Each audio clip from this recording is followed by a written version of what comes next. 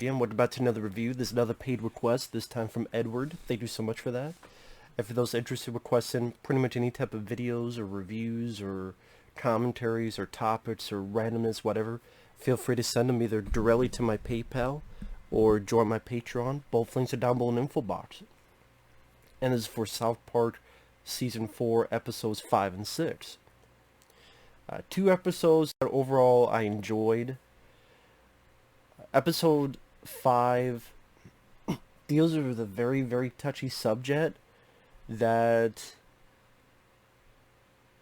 you could probably only get away with it on on South Park because the kids are playing. They're playing this game about Bill Curtis. I sat there thinking, who the hell is Bill Curtis? Like, who the fuck? Bill Curtis? I had to look him up. He's an investigative journalist. And just kind of a weird board game type of thing. And then Cartman thinks the other kids are immature. They're too immature, so he wants more mature friends. So he goes online, and of course that leads him to the P to the E to the D to the O's. Oh, old men for young boys. That sounds like my ticket. And he describes himself. And it's weird, like, you have a kid whose innocent thought process, like, he gets all these answers from online. I am 8.5 inches. Man, this guy must be a midget. It's it's very hard to make that funny. But with a line like that, we know what that means, 8.5 inches, right? But then the fact that they have Carbon say, man, this guy must be a midget, that is clever and simple, and it did make me laugh. And I have to give credit where credit's due. I have dismissed some of the stuff that the South Park guys have done because I'm not a fan of a lot of their movies. I could not get into Team America. I know I'm alone in that. I could not get into Team America. I do like the South Park movie. I've liked a decent amount of their episodes that I've seen so far in these first 4 seasons. But like Cannibal the Musical, I did not like at all. I didn't. Orgasmo, I didn't care for. Basketball, I didn't mind Basketball. I thought it was okay. I did South Park the movie. I think it's their best movie. But again, to have this touchy subject and actually get some laughs out of it, I do give credit to. I gotta admit. And Carmen keeps meeting these people, and the FBI keeps arresting them. And Carmen keeps going, why does the FBI keep arresting my friends? And then you have an organization that I am so stupid I did not realize was a real organization. Nambla. I'm like, Nambla? What the hell is Nambla? And this is a real, or I don't know if it is now, but it was a real organization. North American Man-Boy Love Association. This was an organization that literally was saying that to not have people get the ability to love was against their civil rights, free speech. I don't know how the hell they put it. Because I was even reading the Wikipedia and I got so pissed I just went into like a blind cast over my eyes. I went, holy shit, this is a real fucking organization. That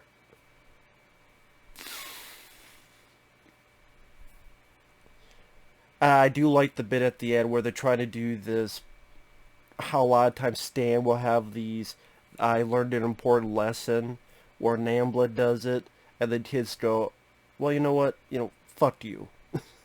It's like, no, you guys are wrong no matter how the fuck you want to word it. So I did like that. See, this is a personal fuck you that I'm perfectly fine with.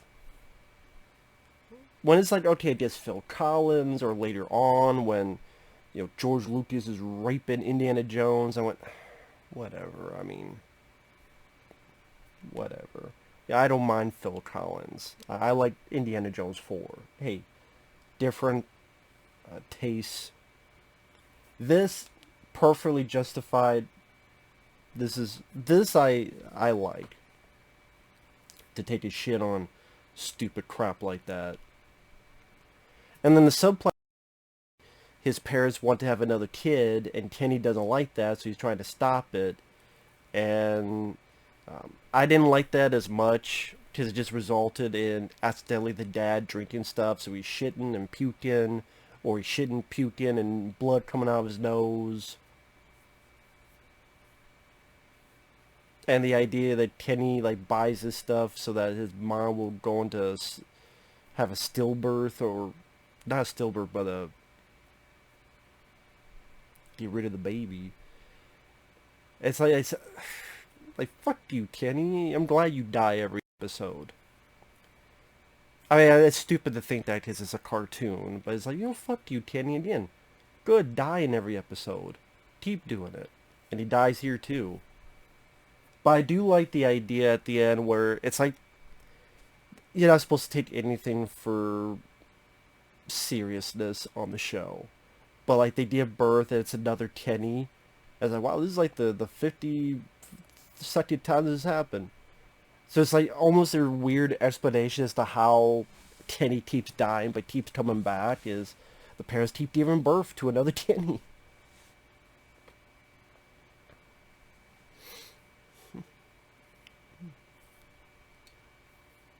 Which their pregnancy must be exasperated. 9 months, more like 9 minutes.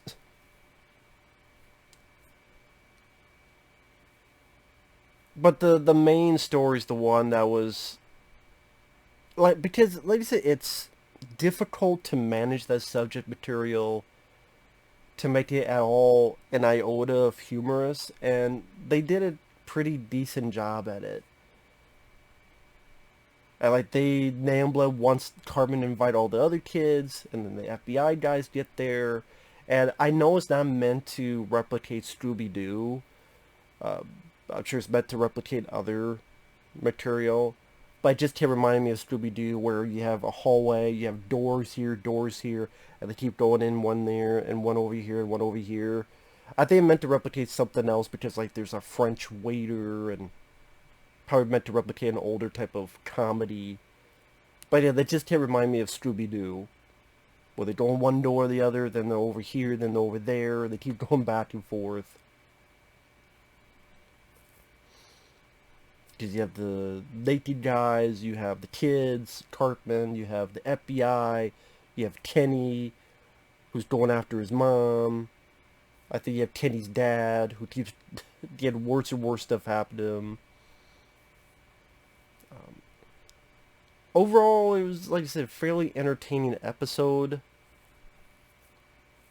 I didn't really feel bad for Kenny getting killed, because he, little fucker, deserved it. And, like I said, Cartman is definitely the star of the show. I've said this before. It's kind of like how later The Simpsons. People forget that for a while, The Simpsons, for the first couple of years, Bart Simpson was the star. He was easily the star of the episode, Bart. The star of the show. It was all about Bart, do the Bart man, Bart being friends with this guy who's pretty much Michael Jackson, or voiced by Michael Jackson, like all this other stuff.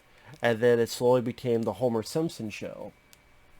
And it's like, yeah, Homer Simpson to me is the funniest character, but then that can only go for so long. And like Cartman, he's become the funniest character. And it's like they know that this is the guy to really center some part of the episode on. Usually the main plot. And episode 6 was fun because you had Cheech and Chong voicing themselves, and they're dressed like they were in Up in Smoke. And I wish they had more to do, But they have some. It was just fun to see the two of them or hear the two of them. Um, I I don't know if this was when they were still apart. It might have been when, because for a while Cheech and Chong were not friends.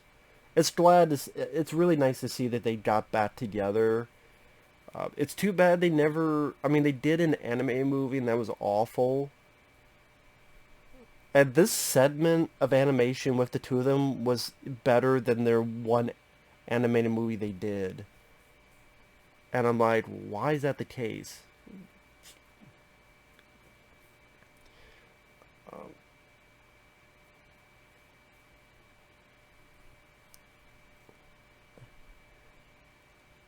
I mean, it would have been nice for them to do one more live action movie, but it just wasn't in the cards. Grumpy old stoners or something like that. But I didn't. Maybe that was for the best. But yeah, it was nice to hear them chat with each other. At least it's nice that it seemed like they buried the hatchet, became friends, and then started doing all these shows for a while throughout the 2000s.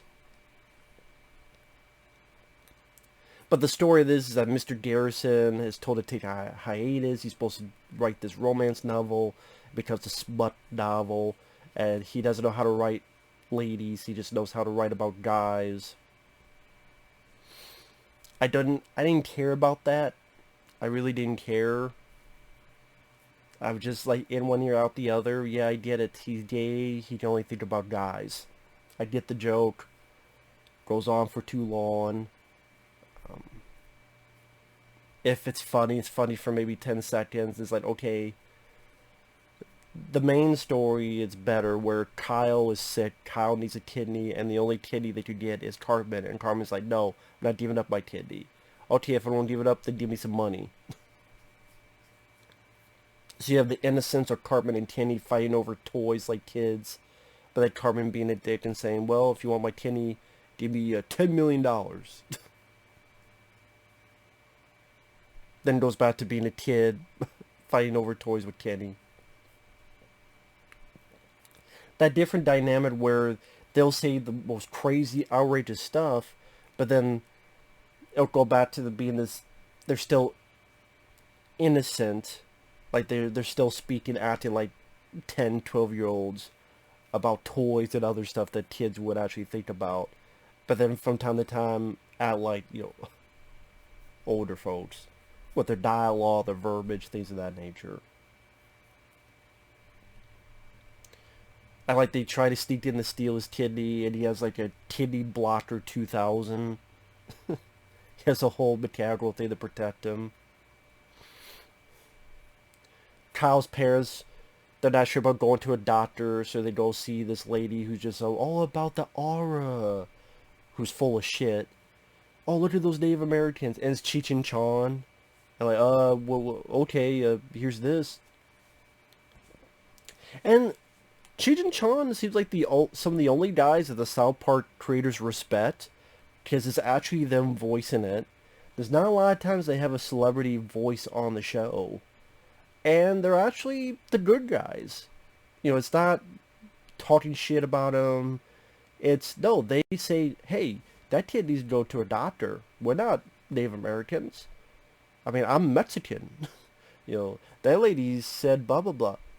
And that lady said if we said this, that you guys wouldn't buy from Mexicans. So Cheech and Chong actually help out, and that's why I wish there was more of them. Like, screw the Garrison stuff. Like, the side plot could have been Cheech and Chong doing stuff. Cheech and Chong doing their routines. Cheech and Chong doing new routines, old routines. Why would you not put Cheech and Chong as the subplot instead of this stupid fucking Mr. Garrison writing a smut novel? I got it exasperated that I kept saying smut, smut. Like a glitch in a video game. I snap out of it. So, to me, that was a big missed opportunity. Let the subplot be Cheech and Chong. They're doing X, Y, or Z things. And then you can incorporate one of their old routines that a new audience would see. Like, how do you fucking have them but not do Dave's Not Here? Who is it? It's Dave. Open up. I got this stuff. Who is it? Dave's not here. No, I'm Dave. Like, you could, again, you could do some of that for the subplot instead of the substitute teacher.